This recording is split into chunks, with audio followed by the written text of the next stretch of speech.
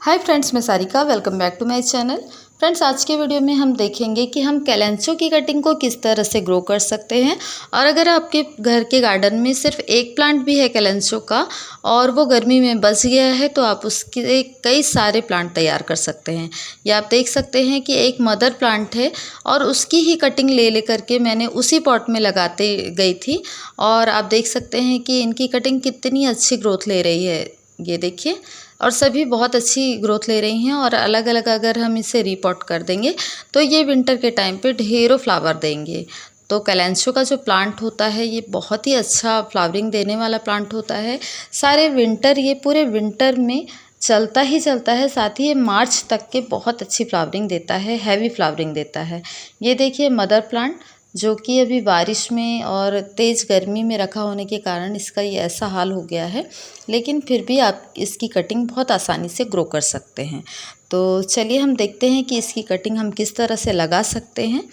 तो यहाँ पर कई बार ऐसा होता है कि जब तेज़ धूप लगती है प्लांट में, तो इसकी ब्रांचेस अपने आप ही टूट टूट कर के गिरने लग जाती हैं और कुछ ब्रांचेस जो हैं वो सूखने भी लग जाती हैं।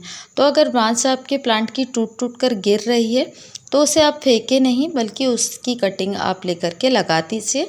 अपने आप ही उसके कई सारे प्लांट तैयार हो जाएंगे। यहाँ पर एक देखिए मेरे पास प्लांट है जो कि हो सकता है कि बहुत तेज़ बारिश में रखा रह गया।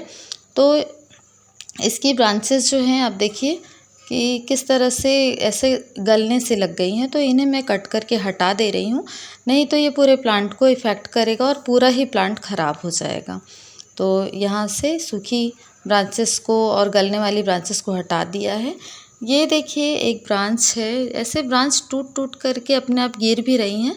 तो बहुत ज़्यादा पानी की ज़रूरत नहीं पड़ती है, और जब ज़्यादा तेज़ बारिश में या ज़्यादा पानी प्लांट में भरा रह जाता है तो भी इस तरह की दिक्कत आती है।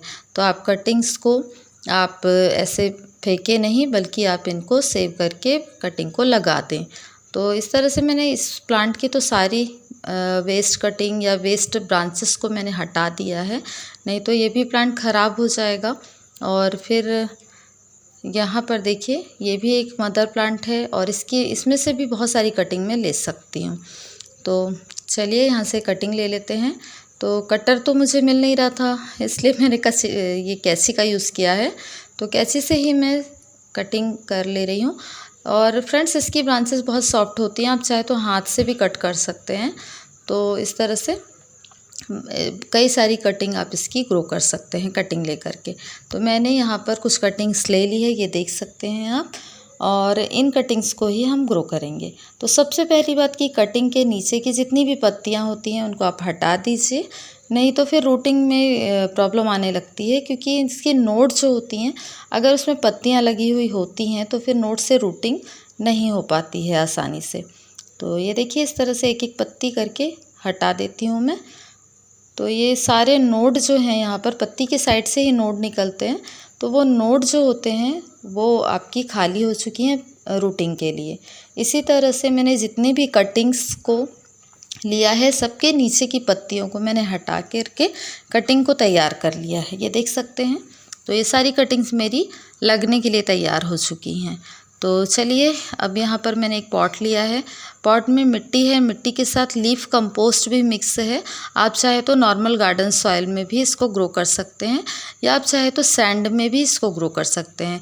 रेत में भी बहुत अच्छा रिजल्ट मिलता है, आप ट्राई करके देखिएगा रेत में। लेकिन ध्यान रखिए कि मॉइस्चर बना करके रखें आप रेत सैंड में अगर आप लगा रहे हैं तो। और यहाँ मेरी जो सॉइल है ये गीली ही है, तो इसमें पानी डालने की ज़रूरत तो पड़ेगी नहीं।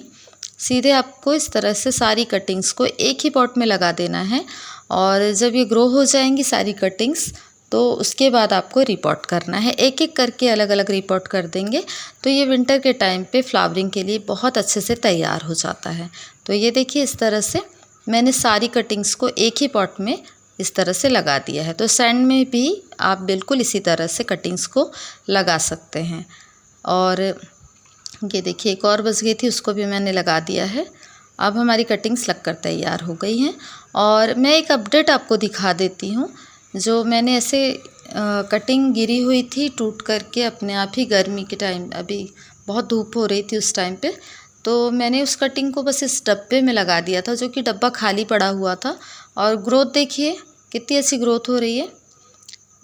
जब भी आप कटिंग लगाते हैं या आप रिपोर्ट करते हैं प्लांट को, तो ड्रेनेज होल चेक करिएगा कि ड्रेनेज अच्छा होना चाहिए। तो अब इसकी अपडेट दिखा देती हूँ मैं कि कितनी अच्छी रूटिंग हो गई है इसमें।